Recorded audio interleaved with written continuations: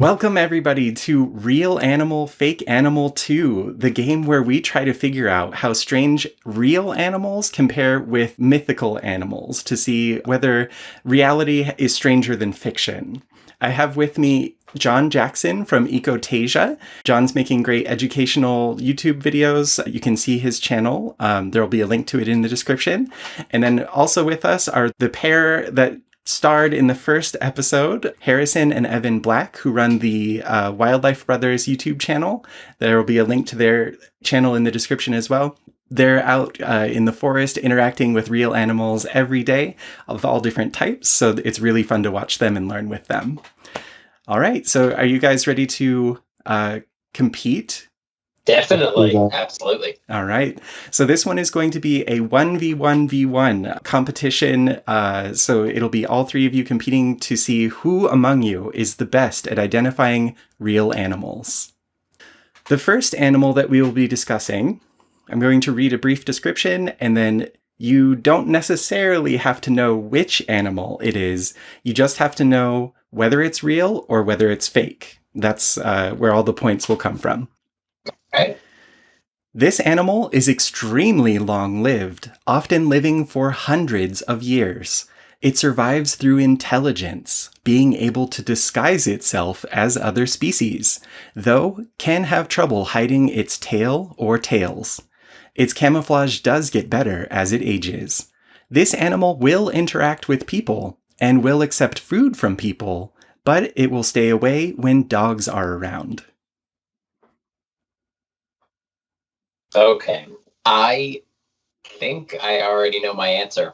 I think I have mine. What is tipping me off here is when you said can live for hundreds of years. Right. And I can't think of any land animals except for tortoises that can, and I'm probably missing some that do exist, but I can't think of any except tortoises that would exceed that lifespan on land.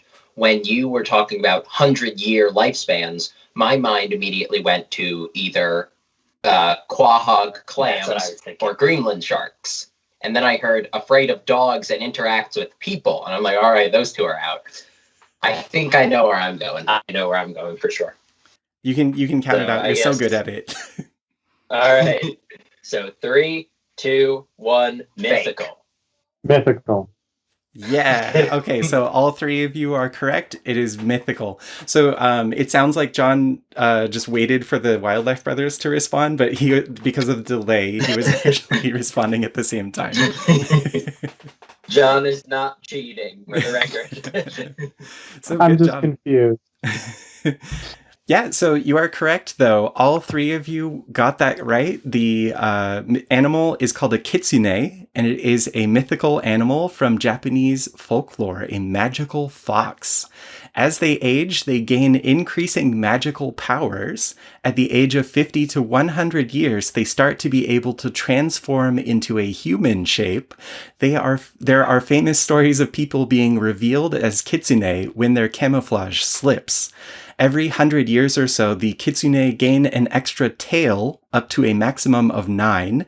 Kitsune can be attracted with gifts of fried tofu, and they will run away if a dog is present. Sounds like the origin of a Pokemon. It does.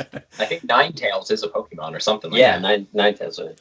So after the reason their maximum is 9, because if they go up to 10, they transform into a different mythical creature. So... yeah, so 9 tails would be the maximum age of a kitsune. Okay. Good job, all three of you. Let's move on.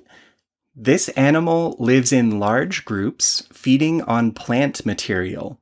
These are incredibly long-lived for their size, so there is some population control.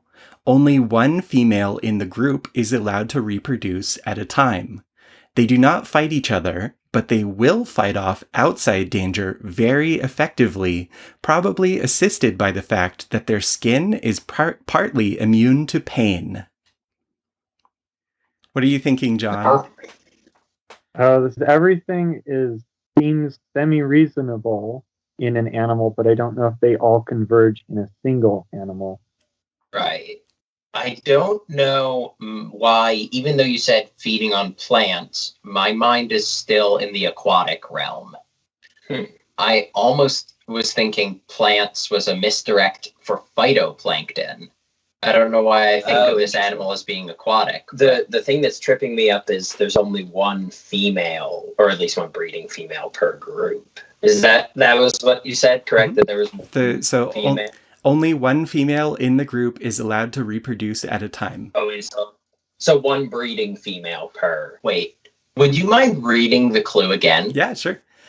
This animal lives in large groups, feeding on plant material. These are incredibly long-lived for their size, so there is some population control. Only one female in the group is allowed to reproduce at a time. They do not fight each other, but they will fight off outside danger very effectively, probably assisted by the fact that their skin is partly immune to pain. I know it. I have my answer, and I can see the animal, I think, and I was wrong about aquatic. Okay, I have my answer. It's because of something I just read. I'll go with that. Okay, so we'll do thumbs up for real and thumbs down for fake. Not that fake is bad, but just visually distinctive. So, right. All right, so Evan or Harrison, you can count it down. 3, 2, 1. Naked mole rat. Yeah, you are correct. Good job, Harrison.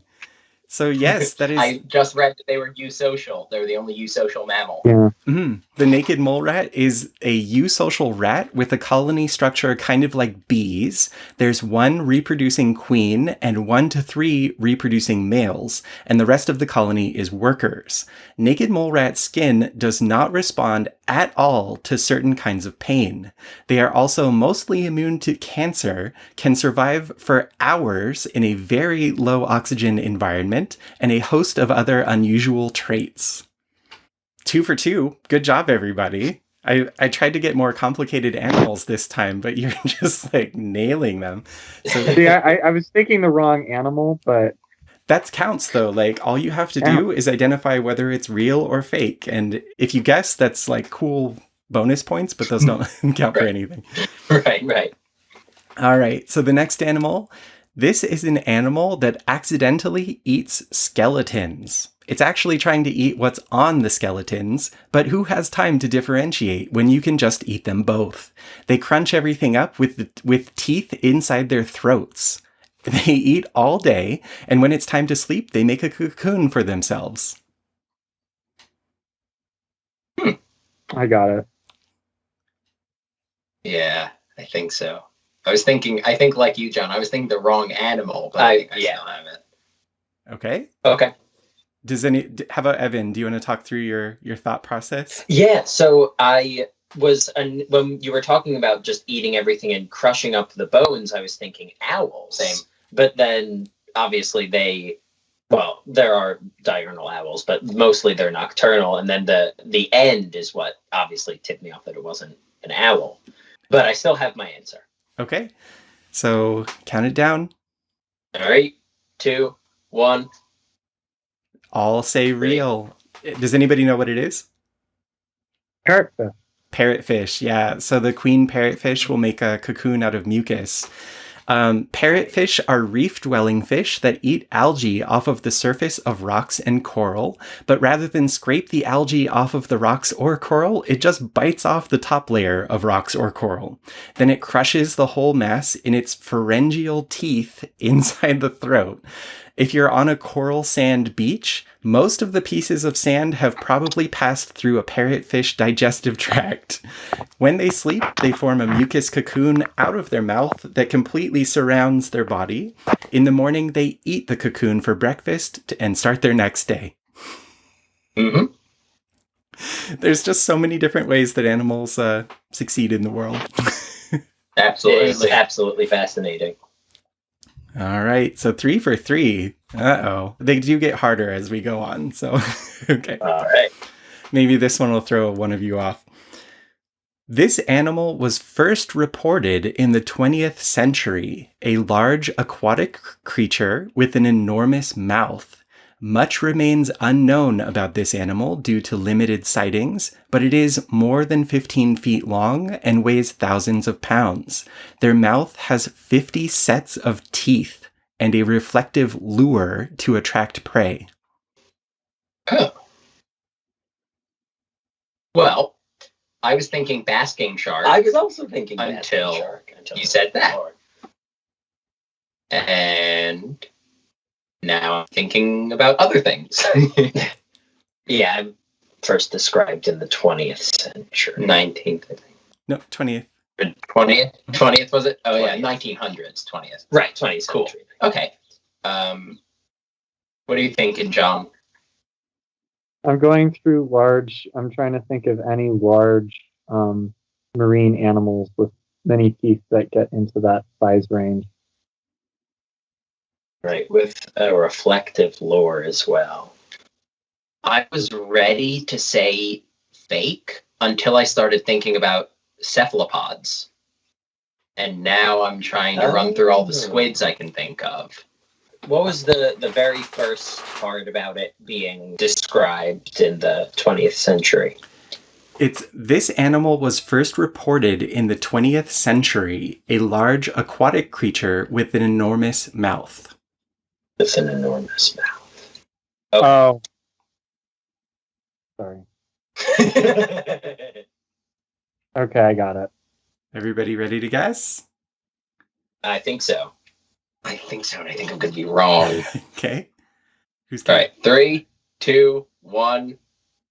Oh, divergence. Okay, so Harrison says fake and everyone else says real. This animal is real.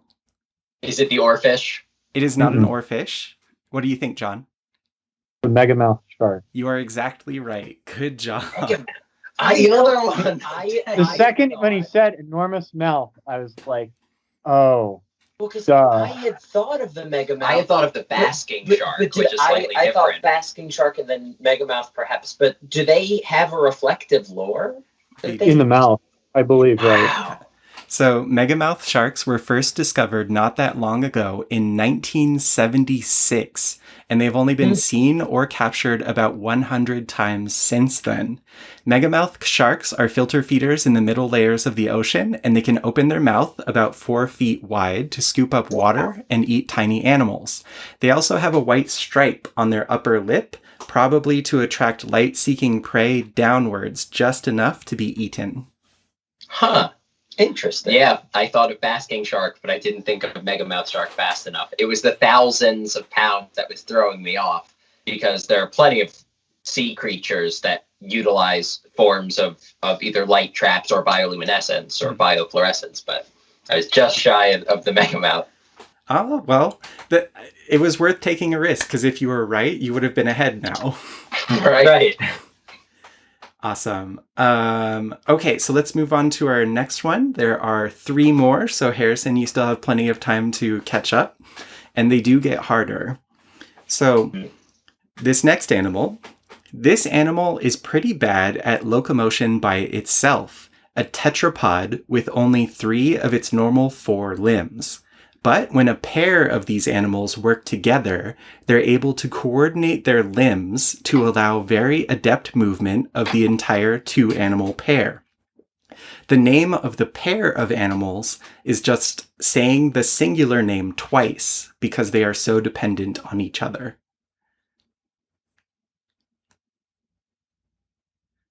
Okay. I think I know where I'm going. I might. Would you read the part about their legs again? Tetrapods with. So this animal is pretty bad at locomotion by itself, a tetrapod with only 3 of its normal 4 limbs.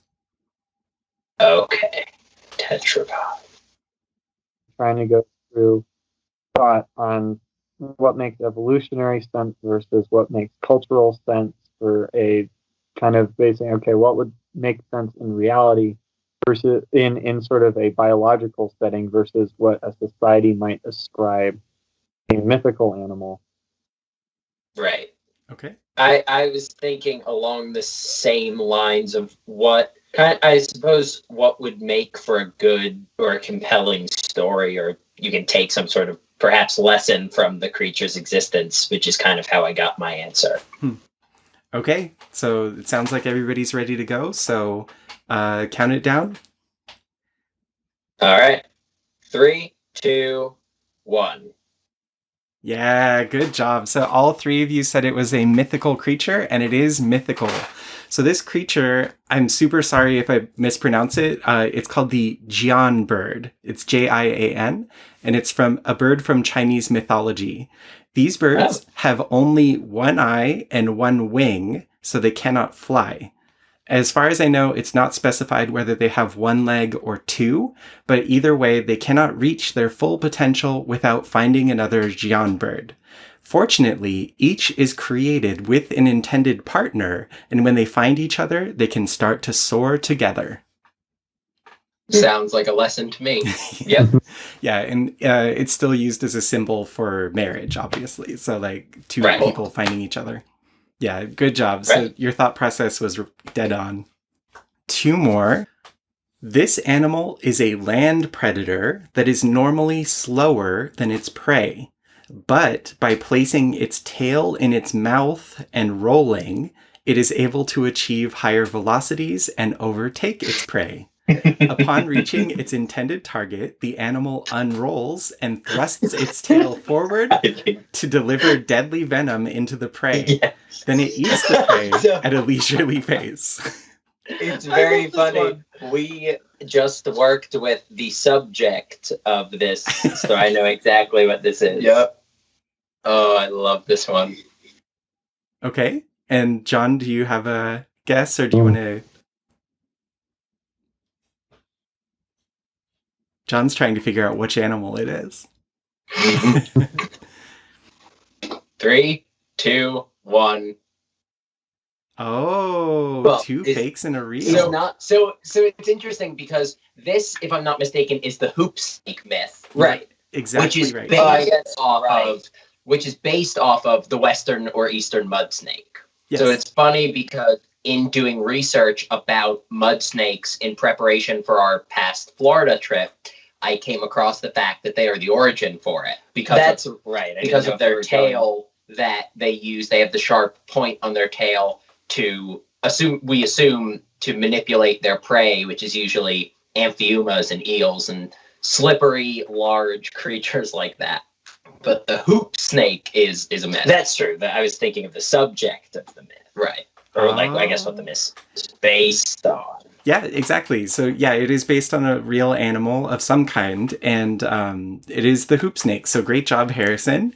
This is a snake from American, Canadian, and Australian folklore. And to give you an idea how dangerous this fake animal was claimed to be, its tail attack was forceful enough to get stuck in wood and delivered a venom strong enough that it would kill a tree. There is no snake that moves this way.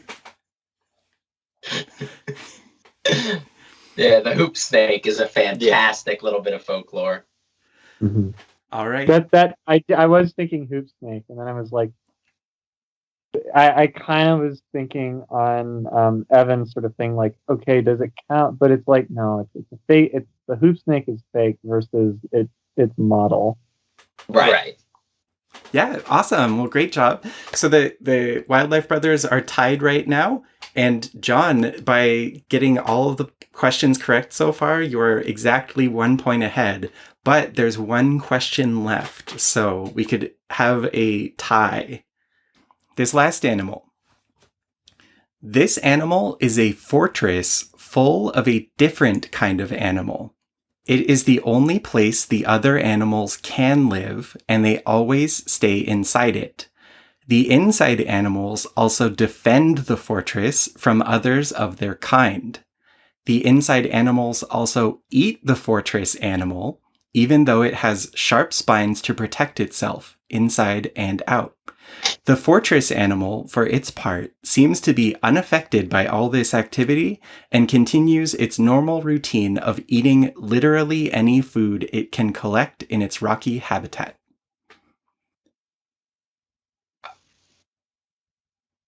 I think I know it. As always, it's the end of the clue that throws me a little bit. Right. I think I know this one. Can you read it again? Sure. This animal is a fortress full of a different kind of animal. It is the only place the other animals can live, and they always stay inside it. The inside animals also defend the fortress from others of their kind.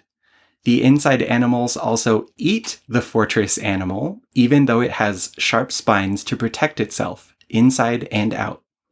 The fortress animal, for its part, seems to be unaffected by all this activity and continues its normal routine of eating literally any food it can collect in its rocky habitat.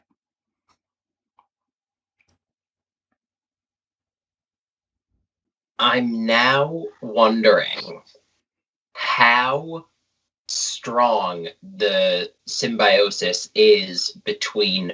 I don't know why long spine sea urchins come to mind. And I believe there is a species of fish that lives within certain species of long spine sea urchins. Because like animal inside animal, I'm thinking of pearlfish and And sea cucumbers. immediately. Yeah. Oh, yeah. But they leave and do their little thing. Even in those, those close symbiotic relationships, they theoretically can leave. I don't think a pearlfish. I mean, they're certainly evolved to live in those sea cucumbers. And John's right, they can physically leave. I don't think you'd see a pearlfish living on its own, like a reef somewhere. Reality is sometimes stranger than fiction, and this feels like one of those. That's where my mind is currently. Yeah, I'm inclined to agree there, but there's a lot to unpack. I'm glad this is more complicated because it echoes back to the sloth, which is something that you guessed in 3 seconds. So I'm just glad that this animal is more tricky to you guys. Right. Are there mites that live in porcupines? I'm thinking Spike. Yeah, right. Because it sounds like the closest thing would be like an endoparasitic organism, so like a tapeworm or something. I think I'm ready to go out on a limb. Yeah, I am as well. Yeah, I guess. All right. Okay. Whatever. Count us down, bro. All right. 3, 2, 1. All 3 say real, and all 3 are correct. Good job. So what are your guesses? Because it sounds like you were all thinking very different things. I think I'm going to stick with long spine sea urchins. Yeah, I was the fortress creature. I was bouncing back and forth, everything from anemones to sea urchins. The fact that they're not, it doesn't sound like they're sessile. Right. Makes me think not anemones. Right. So they could very well be sea urchins. I'm curious for the reveal on this one. What do you have? Yeah, do you have a guess, John? Because I did the pearlfish thing. Like, then I just sort of gave up and said it's some intertidal thing. But yeah. I was like, all right. So the animal, it is a sponge, and it is hosting a colony of Synalpheus regalis, eusocial snapping shrimp. The shrimp. yeah. The shrimp live inside the sponge's canals and defend it from other shrimp. In one survey, 95% of all available sponges were occupied. There are 3 different species of sponges known to host these shrimp. The shrimp use the sponge as a food source, even though it has sharp spicules in its tissue. But the relationship is commensal, and the sponge seems to be unaffected by the presence of a colony of shrimp inside itself. Huh. Should have known it was shrimp. There are so many cool crustaceans out there. Yeah. Awesome. Well, John, with, what is that? 7 out of 7. Good job. 100%. And Evan and Harrison, maybe we'll have to do this again someday because your rematch, you ended up tying. Yeah. But good job, all three of you. I'm super impressed because I keep trying to find these obscure fictional creatures that are just realistic enough that they might pass under your radar, or find strange animals that you might have never heard of. And both ways, you seem to be able to identify them. So thank you so much, all of you, for playing this time. For everybody watching, head over to the Wildlife Brothers channel and to Ecotasia, recently rebranded from Backyard Expeditions. But all of them are putting out great educational content. You see, they have tons of animal knowledge, and I think you're going to learn a lot on their different channels. So thank you so much for watching this week, and we'll be back again maybe sometime in the future with another real animal, fake animal. Absolutely, I'd love to. Yeah, thanks for having us. Thank you very much. Awesome. Thank you very much. And thank you all for stopping by this week to learn what makes life awesome. Oh, there's a baby groundhog sitting right there outside. That's very cool.